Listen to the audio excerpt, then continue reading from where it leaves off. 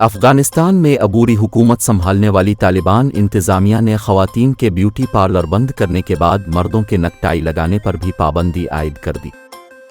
اس حوالے سے رہنمائی ڈائریکٹریٹ کے سربراہ محمد ہاشم شہید ورور کا کہنا ہے کہ بعض اوقات جب میں اسپتالوں اور دیگر علاقوں میں جاتا ہوں تو ایک افغان مسلمان انجینئر ڈاکٹر گردن کی پٹی استعمال کرتا ہے۔ انہوں نے طولو ٹی وی پر نشر ہونے والی ایک تقریر میں کہا کہ ٹائی کی علامت اسلام میں واضح ہے۔ ٹائی کیا ہے؟ یہ صلیب ہے۔ شریعت میں حکم دیا گیا ہے کہ آپ اسے توڑ دیں اور ختم کر دیں۔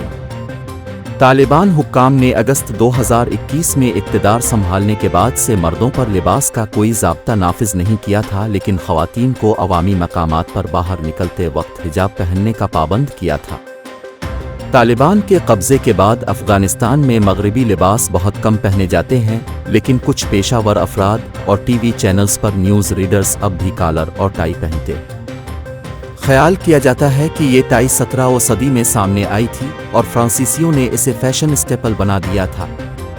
پچھلی افغان انتظامیہ نے بھی آبادی کم از کم حکام پر لباس کے ضوابط نافذ کرنے کی کوشش کی۔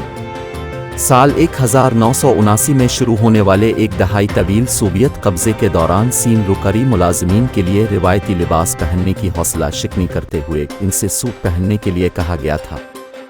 سابق صدر اشرف غنی، جو 2021 میں طالبان کے اقتدار سنبھالنے کے بعد ملک سے فرار ہو گئے تھے، نے بیرون ملک مغربی لباس اور اندرون ملک روایتی لباس کو ترجیح دی۔